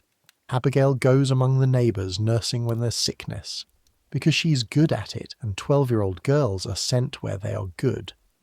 Susanna goes nowhere, is 9, is the least exposed and the most replaceable at her work, and your mother will never, as long as she lives, use a word like replaceable. But the arithmetic uses it for her silently, and she flinches somewhere behind her still face every time it does. It is you and Abigail. The 2 most likely to meet the pox on the road are the 2 who will be sent to meet it in a bed instead, on purpose, at a price, and the other 2 will be kept home behind a shut gate and a mother's vigilance and prayer, which is to say, behind luck. Your father would say the same, she says, which is the only crack she allows, the only place where you can see that she has been holding an absent man's half of this conversation for weeks. Then she tells you to go to bed, and you climb the ladder and lie a long time listening to Elisha breathe, and the corn husk tick rustling under you like something whispering the news to the house. You go to the hospital house on the last Monday of October after the harvest is in, because even smallpox waits on the harvest. The corn was cut and shocked, the ears husked in a barn full of neighbours on husking night, the one carnival of the farm year, cider and laughter and the red ear kiss forfeit and everyone's hands moving the whole time. The potatoes were dug and cellared, the apples pressed, and the pig killing, mercifully, could wait for real cold. The farm is as ready for winter as it can be made, and only then does your mother pack a basket with clean shifts and shirts, wool stockings, a pot of butter and a comb of honey for your keeping, and walk you and Abigail the 6 miles to Dr. Crosby's outer farm, and at the gate of it, a rail gate with a written paper nailed to the post and a red flag hanging dead, still in the grey air, she stops, because past this gate the well may not go. She does not make a speech. She looks at the 2 of you the way she looked at the pulpit in July, weather coming, and she tells Abigail to mind the nurses, and she tells you to mind your sister, and she puts a hand flat on the chest of each of you for a moment, pressing as if setting a seal, and then she turns and walks back down the road, and she does not look back, and you know with total certainty that she stops looking forward the moment the road bends, and stands there out of your sight for a while, and then goes home to boil everything you ever touched. The hospital house is an ordinary farmhouse made strange, straw on the floors, sheets over the windows so the light comes grey. It smells of vinegar and wood smoke and tar, the fumigations, and underneath, faint but constant, a smell you will learn too well in the coming weeks, sweetish and wrong, the smell of the disease itself. There are 11 of you in this class. That is the word the doctor uses, class, as if it were a school, and in a way it is. 3 grown men, 2 of them brothers going into the army in spring and buying their armour now, a young husband and wife, a merchant's fat, frightened son from Worcester, and children, you 2 and 3 others, the youngest a boy of 5 whose mother paid extra to stay and nurse. Dr. Crosby is brisk and grey, and has done this several 100 times, and his forearms are pocked, which is the diploma that matters. He prepares you for a week first. That is the fashion. A low diet, no meat, physic that gripes your bowels, the theory being to cool and thin the blood before the disease is admitted. And the theory is nonsense, but the week is real, and by the end of it you are hungry, bored, and scoured hollow, and almost glad when the morning comes. It is nothing. That is the obscenity of it, the thing your body cannot make sense of.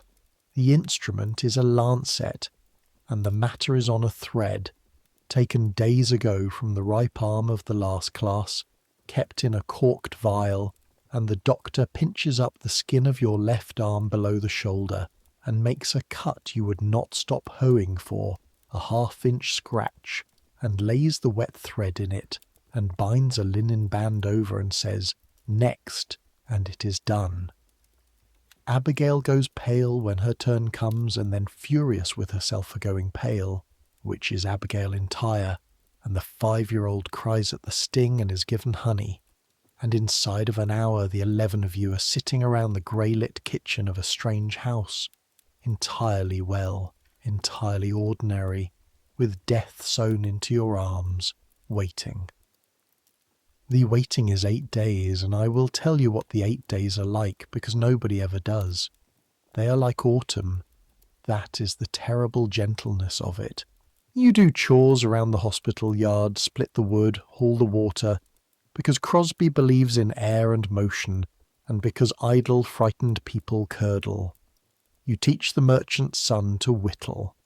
Abigail bosses the younger children into games and mends every torn thing in the house because her hands cannot be still. The cut on your arm crusts, then reddens, then begins, on the 6th day, to rise into an angry little crater, and the doctor looks at it each morning and says, "Good, it takes," and you all inspect each other's arms like farmers inspecting sky. On the 8th night the headache comes, and by morning the fever and the backache that feels like the plough handles have finally presented their bill, and one by one over 2 days the whole class goes down, and the house changes, becomes low-voiced and shuttered.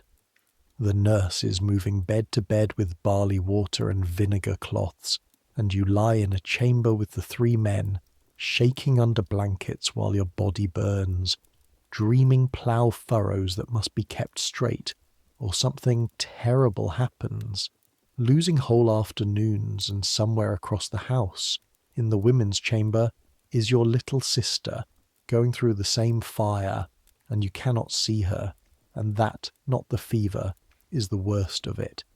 The fever finally breaking on the 3rd day as the pox come out, and the pox themselves, on you, numbering maybe 30, hard, sore, humiliating, itching toward the end past all endurance so that they tie mittens on the 5-year-old and then day by day drying, crusting, done.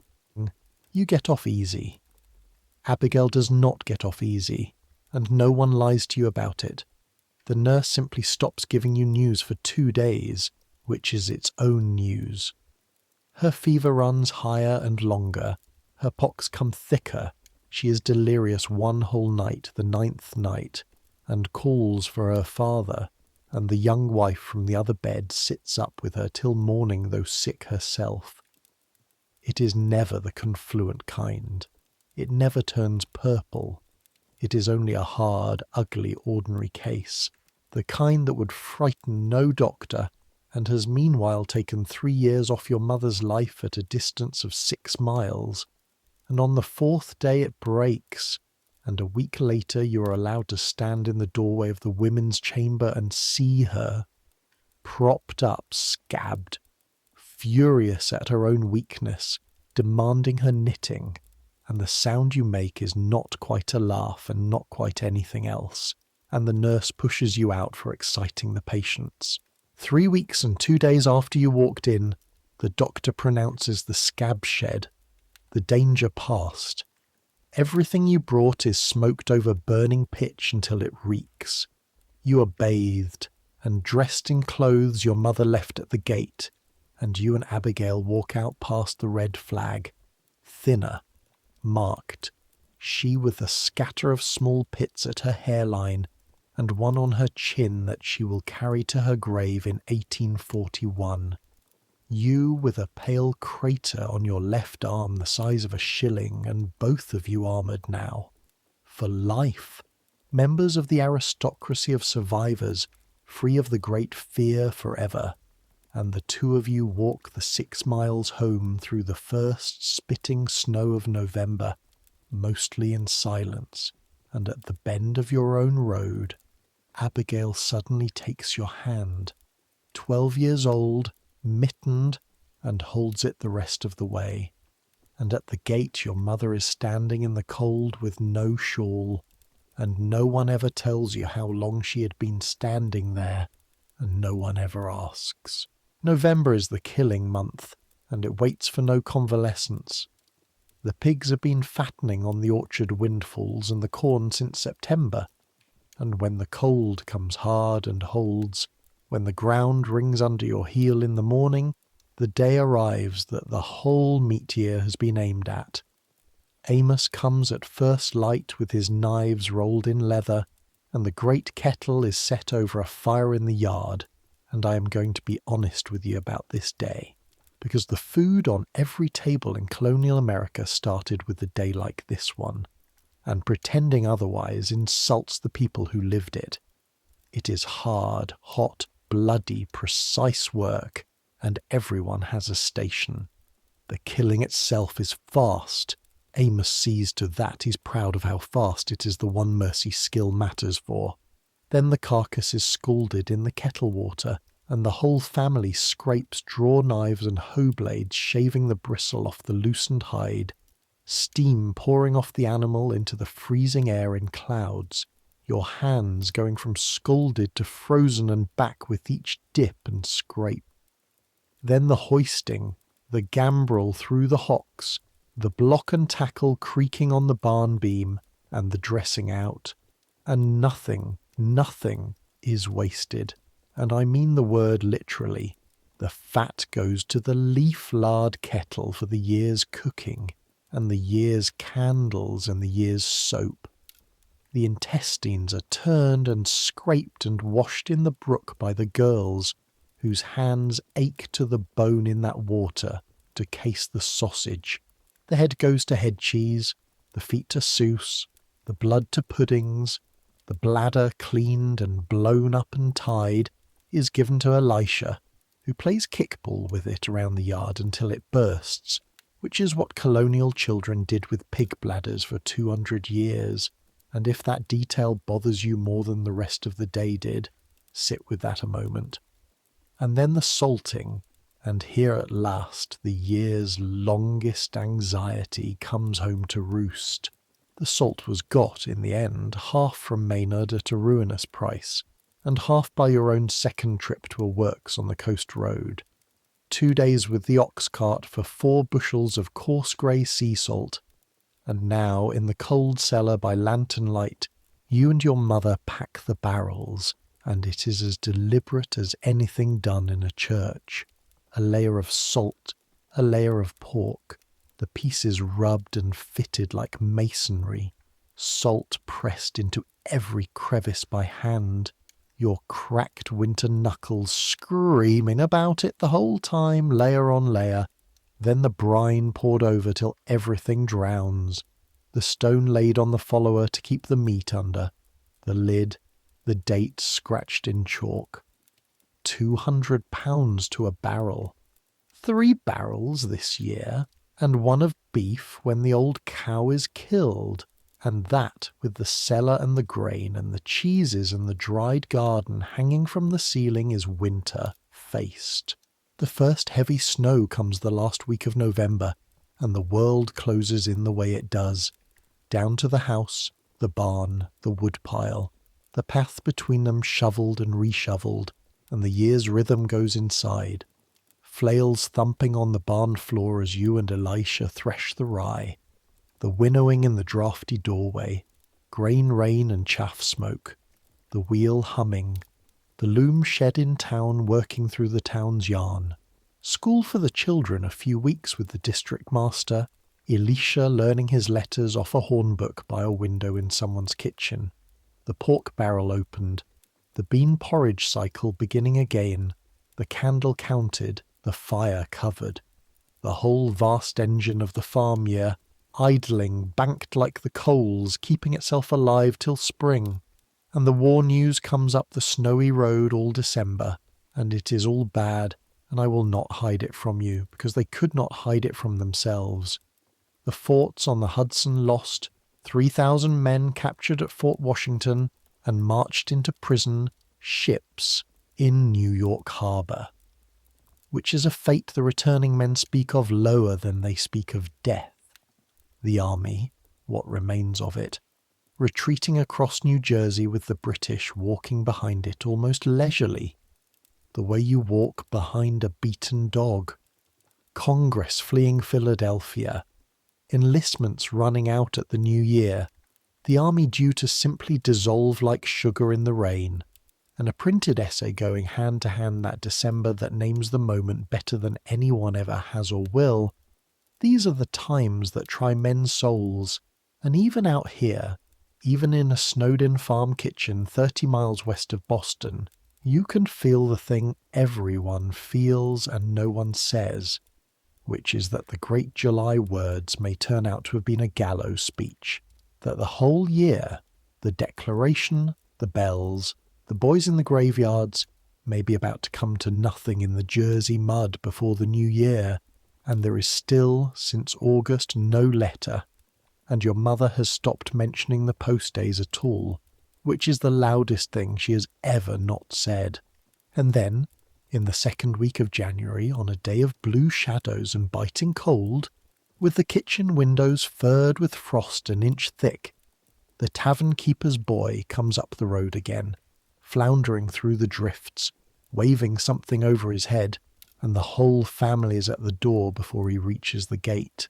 And it is two things at once, a letter and the news he shouts from 30 feet because he cannot hold it. Washington has crossed the Delaware, crossed it at night in ice at Christmas, and taken 1,000 Hessians at Trenton, the hired soldiers, the nightmare of the July reading, taken prisoner nearly to a man, and then done it again at Princeton a week later, and the army lives, the war lives, the whole gasping year has turned in a single week of ice, and the boy is laughing and your mother is not listening to a word of it, because she has the letter open, and it is dated December in your father's hand, cramped and small to save paper, and he is alive. He was alive in December. He has chilblains and no blanket worth the name, and he has re-enlisted 6 weeks to see the crisis through, and he asks whether the pork was got down in good time, and whether the salt was managed, and whether Daniel remembered that the Northfield wants to lie fallow this year. And at the bottom, squeezed against the edge of the paper, in letters smaller than the rest, as if he were embarrassed by them, I think of you all each night at the covering of the fires. Your mother reads that last line once aloud and never again, and folds the letter into the Bible with the other one, and then she does something you have never seen her do in your entire life. Nothing. She sits down in the chair by the fire in the middle of the working day, with her hands empty in her lap, and looks at the flames for the better part of an hour, and the whole household tiptoes around her as if around a sleeping child, and Abigail quietly takes over the kitchen, and outside the snowlight turns gold and then blue, and that hour of your mother's stillness is the closest thing to a celebration this house can afford, and it is enough. It is enough. Late in January the town gives you one more evening worth keeping, and it happens at the Brigham's, and it is called a frolic, which is the New England word for the oldest trick in the farmer's book, turning work into a party so the work gets done. Amos's wife has a great web of wool to be quilted, and a barrel of cider she says is going hard past its best, which nobody believes and everybody honours, and so on a moonlit Thursday half the road converges on their kitchen, families arriving on foot and by sledge, lanterns bobbing along the snowy lanes like a procession of low stars, and you haul your grandmother over the packed snow on the hand sled with hot stones wrapped at her feet, and she directs your route the entire mile like an admiral. Inside, the Brigham kitchen is barely bigger than yours and holds 26 people, and the arithmetic of that is solved the way it is always solved, by nobody minding. The quilt frame takes the middle of the room and the women ring it, 8 of them shoulders to shoulder, your mother among them, needles dipping and rising through the layered wool in a rhythm as steady as the wheels. And the talk over the frame runs its own quilting, piecing the parish together. Who is sick, who is better, whose daughter is spoken for, what the store is asking now for a paper of pins sinful, and whether the minister's Thursday lecture ran long because of the war news or in spite of it. The men take the wool benches and the settle and the barrels neighbourhood, and mend the world in their own way, at the level of governments and generals, with tremendous confidence and no information, and the children own the floor and the stairs and are periodically swept out of the quilter's light like leaves, and by the fire in the best chair, with a mug kept full without his asking, sits the reason this frolic has twice the attendance a quilt deserves. Seth Rice, who went for a soldier from the next road in the spring, was taken at Fort Washington in November, spent 7 weeks on a prison hulk in New York Harbor, and came home 3 days ago in a body his own mother did not know at the door. He is 20 and looks your father's age. The flesh is gone off him so completely that his wrist bones stand up like door latches, and there are sores at the corners of his mouth still healing, and he holds the warm mug in both hands the whole evening, not so much drinking from it as keeping custody of it. He was exchanged, one prisoner traded for another like barreled goods, and walked and begged rides 200 miles home in January, and the town has been feeding him in a slow, careful, organised way all week, broths and puddings, because his mother tried to feast him the first night and it made him terribly sick. And everyone now knows, in the way towns know things, that you cannot pour a harvest into a starved man, you must trickle it. He does not perform his story. He answers questions in a flat, unhurried voice, looking mostly at the fire, and the room arranges itself so that everyone can hear while appearing to attend to something else, which is the parish's way of being kind. He tells them the hulks are old ships with everything useful stripped out, moored in the mud flats, and that the prisoners were kept below decks from sundown to sunrise, hundreds of men in a dark hold in their own filth, and that the 2 words that ruled the whole world were rations and air. He tells them the rations, and he recites them the way a man recites something he counted many times. Worm-eaten biscuit, condemned pork, peas that would not boil soft in a week, at 2/3 allowance, and some days nothing, and no fire allowed to cook it half the time, and the water green in the butts. He tells them the sick were sent nowhere, and the dead went over the side or into the sand of the shore at low tide, sewn in their own blankets if they still had one, and that men sold the coats off their backs through the gratings for food in December. And he says that sentence and then does not say anything for a while, and nobody hurries him, and the needles keep dipping quieter. And then Amos, from the settle, asks the only question Amos has, which is whether the king's men offered them their liberty for enlisting, and Seth says yes. Every week, he says. A man came aboard every week, and any prisoner could walk off that ship into the king's service and eat that same night. And Amos asks how many went, and Seth thinks about it. Honestly, you can see him counting hammocks in his head and says, of our company, 2. 2 out of near 40, and 11 of the 40 dead by the time he was exchanged, and the arithmetic of that answer moves around the room slowly, needle to needle, mug to mug, because everyone in the kitchen can do it. It is the plainest sum of the war anyone has yet heard. Men who could not be made to change sides for their lives, at a price of nothing more than a signature, starving in a dark hold within smell of British bread. Nobody makes a speech about it. This is not a speech-making town. Mrs. Brigham gets up and refills Seth's mug, and lays her hand once on his shoulder on the way back, an old woman's hand, brief as a bird, and that is the town's entire oration on the subject, and it is sufficient. Later there is food, because there is always food. That is the whole constitution of a frolic. Pork pie and brown bread and a great kettle of samp and milk for the children, doughnuts fried in the new lard, a wheel of last year's cheese with this year's pride riding on it, and pumpkin sauce and dried apple pie and the hard cider going round, and someone has brought a fiddle, and the quilt frame is loosened and tipped up against the wall to clear the floor, and there is dancing, actual dancing, reels and country figures on the wide pine boards, the whole house drumming with it, the frost windows rattling, your sister Abigail dancing with a Fisk boy and pretending she isn't pleased, your grandmother clapping the time from her chair with her eyes shining like a girl's, and Seth Rice watching it all from the good chair with his mug in both hands, and something coming back into his face by firelight. Slowly, like feeling returning to a frozen limb, and you stand by the door with a donut in your fist and cider in your blood, and you feel it again. The thing from the hilltop, but warm this time, and inside the wall of it instead of above.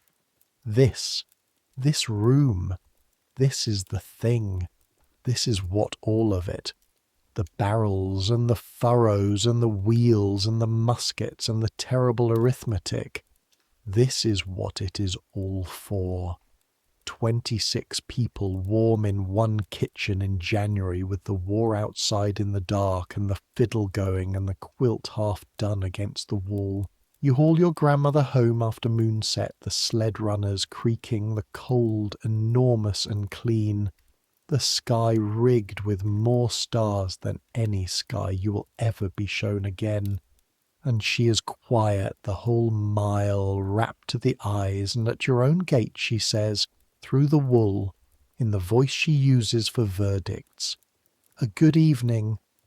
And it was. Write it down somewhere in yourself, the way you wrote down the hilltop. A good evening in the hardest winter of the war. They happened. They happened all the time. That is the other thing history barely has a shelf for.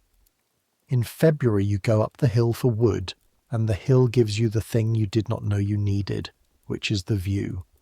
The woodlot is on the height of land at the back of the farm, a long climb with the ox sled, the runners squeaking on dry snow, your breath freezing in the wool of your scarf, and the work up there is the winter's core. Felling with the axe your father's initials are cut into, the blows knocking echoes off the frozen hillsides, limbing, bucking the trunks to sled lengths, the sweat soaking your shirt inside your coat, which is its own danger, wet and cold being the pair that kills woodcutters. So you work in a rhythm your father taught you, hard enough to warm, never hard enough to soak, and at noon you sit on a fresh stump with your bread and your frozen cheese, thawing bites of it in your cheek, and you look out, and the whole world you have lived this entire story inside is lying at your feet.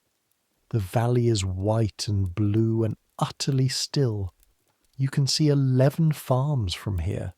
You know every one of them. The smoke standing straight up from 11 chimneys in the windless cold. Each column of smoke a family, a fire being fed, a kitchen exactly like yours, bean porridge, and a wheel and a Bible with letters in it. You can see the meeting house spire 4 miles off, a needle of white against the hills. You can see the road everything came up all year, the rumours, the peddler, the letters, the fear, a thin grey thread stitching the farms together, running east over the hills toward Boston and the sea, and west toward everything unimagined. And there is not one moving thing on it in the whole visible world. From up here you can see what you can never see from inside it. How small it all is, and how much it is everything. That farmhouse below you, smaller than your thumbnail at this distance, contains every person you love who is not in New Jersey. Those 11 smokes are the war, as much as any battlefield is. They are what the war is about and what the war is fought with. The men drawn out of those kitchens, the shirts spun in them, the pork salted under them, the fear held down in them every night by women banking fires. Empires, you think, without having the words for the thought, and you will not have the words for it for 30 years, until you are an old man telling this to your grandchildren. Empires are enormous, and this is what they are made of, and this is what they break against. 11 chimneys in the snow, deciding every morning to keep the fires alive.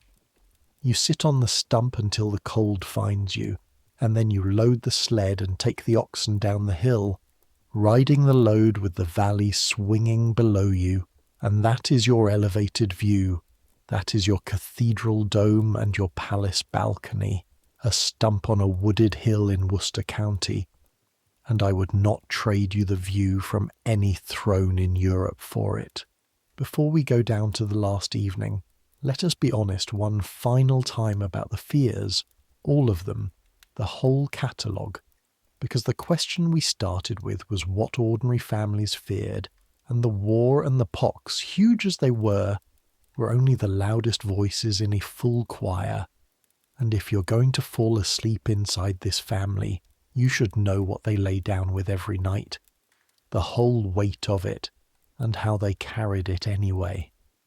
They feared fire, first and always, the open flame at the centre of every house, the flying spark in the wood-shingled roof, the child's hem too near the hearth, and burns and scalds were the great killer of small children, and every mother in the parish had that fear standing behind her all day like a shadow with its hand out, and it is why the fire was covered every night with the care of a sacrament.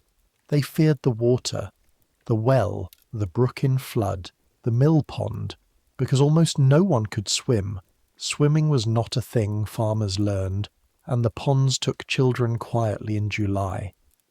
They feared childbirth, which came for the mothers again and again, every 2 years like a tide, and which killed perhaps 1 mother in 10 across all her childbearing years, so that every woman attending a neighbour's travail, and they all attended, birth was a crowded, communal, women-run event, was attending. Some percentage of the time a deathbed knew it and came anyway and brought food.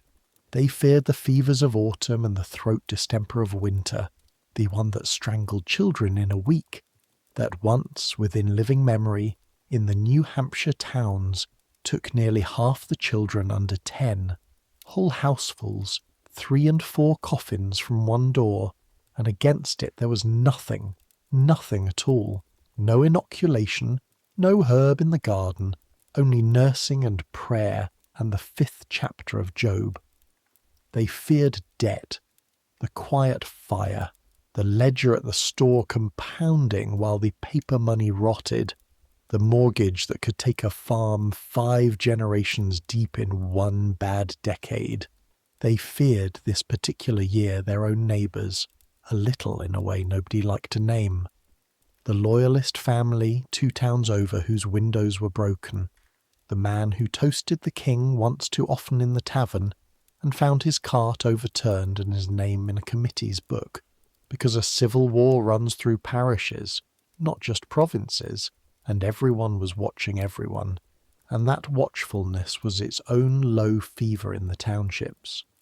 They feared God, in the old way, seriously, personally, a God who sent the blast and the pox and the war as messages that must be read.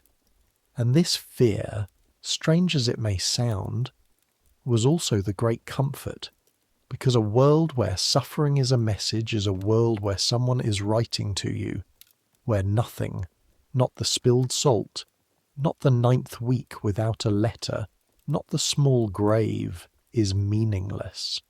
And on the worst nights that belief held these people up like a floor, and under all of it the master fear, the one that owned the rest, winter, and the arithmetic of enough wood, enough hay, enough salt, enough grain, counted and recounted, the cellar inventory running in a mother's head at 2 in the morning like a rosary.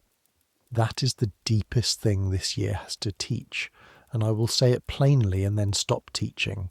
For ordinary families in 1776, survival was not a condition. It was a job. It was performed daily by hand, by everyone above the age of 5, and it mostly succeeded. And the mostly is where the fear lived, and the daily is where the courage did. A courage so constant and so unglamorous that history barely has a shelf for it. The courage of getting up at 5 and making the fire live again. They did not think of themselves as brave. They thought of themselves as behind on the mending. So come down off the hill now, one last time, on a February evening at the end of this long year, because the story ends where every day of it ended, in the kitchen, in the firelight, and this evening is nothing special, and that is exactly why we are keeping it. The sled is unloaded, the wood ranked in the shed, another rib added to winter's skeleton. The beasts are foddered and watered, the ice broken on the trough with the axe pole, the barn door pegged against the wind. You stamp the snow off in the entry, and the kitchen takes you in the way it has 10,000 times. The wall of warmth, the low ceiling of light, the smell of tonight, which is pork and beans that have been in the bake kettle since morning, buried in coals and brown bread, and the sharp cider smell as your mother fills the mugs from the pitcher brought up cellar. Supper is quiet and enormous. Your body, after a day on the hill, is a furnace demanding to be stoked, and you eat the way the work has taught you to eat, steadily, completely.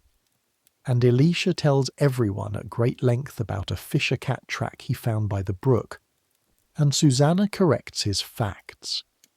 And Abigail, whose face still shows the faint fading marks of October at her hairline, tells them both to let a person think. And your grandmother eats her bread softened in cider because of her teeth and misses nothing. And your mother sits where she has sat your entire life, nearest the fire, where she can reach the kettle without rising, and outside the frost cracks in the trees like distant musketry, and nobody even looks up because it is only the cold talking to itself. And then the evening does what the evening does. The board is cleared, the wooden trenchers wiped, the pot scraped for the hens. The wheel comes out, but tonight it is Abigail who steps to it, because her mother is footing new stockings for a man in New Jersey, whose feet she knows the length of by heart, and the hum starts up, and the needles tick, and you take the almanac down, the new one, Bickerstaffs for 1777, bought with egg money, and you read out the eclipses and the court days and the weather prophecies to the room, and everyone scorns the weather prophecies and everyone listens to them. And Elisha shells corn and the fire snaps, and the frost furs the window an inch thick, blue-black now with the night behind it. And this exact hour is what the whole year was for. Not the Declaration, not Trenton. This. The year was a wall built around this hour, stone by stone, chore by chore, and tonight the wall is holding. Look around the room once, slowly, the way you'd look at something you are leaving, because in a sense you are.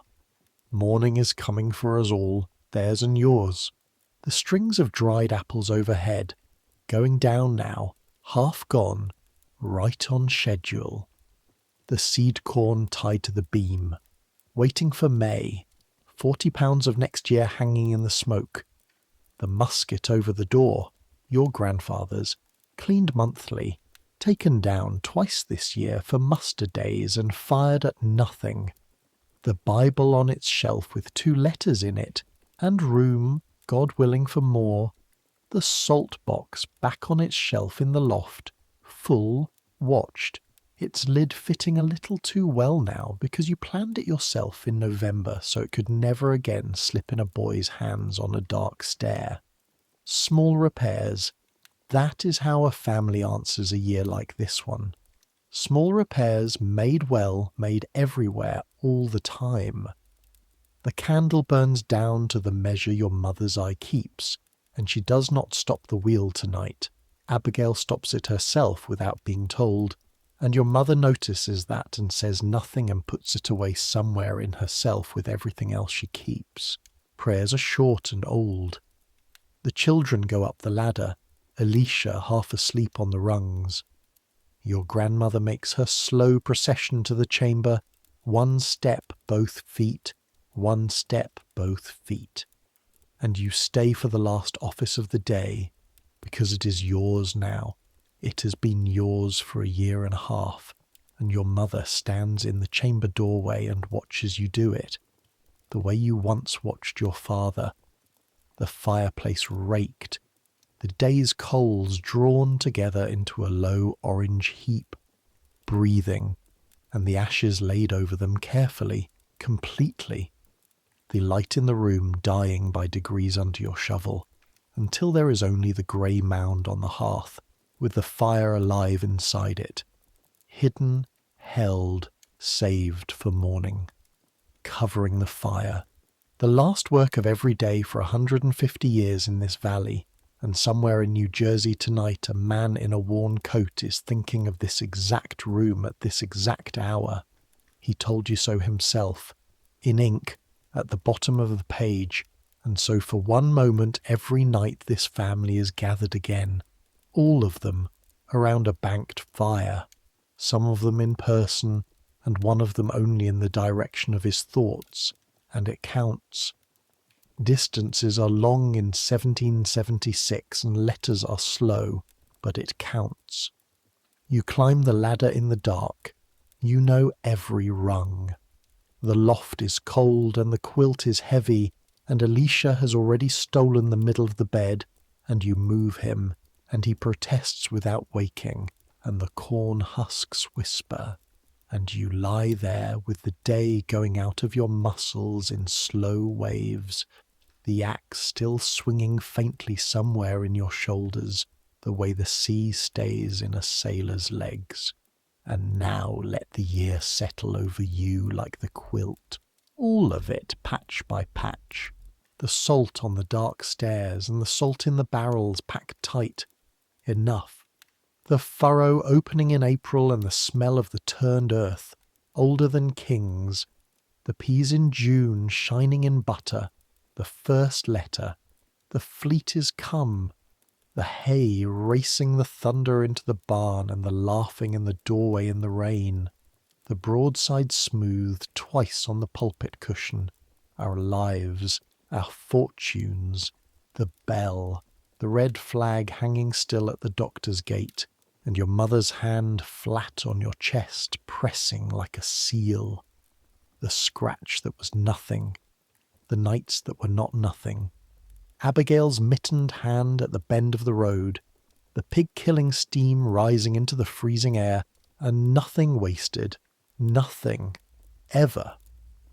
The blue snow light of December with the war dying in it, and then the boy floundering up through the drifts, waving his arm, and Trenton and the letter, and your mother's empty hands in her lap for one long golden hour. The 11 smokes standing straight up from the White Valley, each one a family, each one a fire kept alive.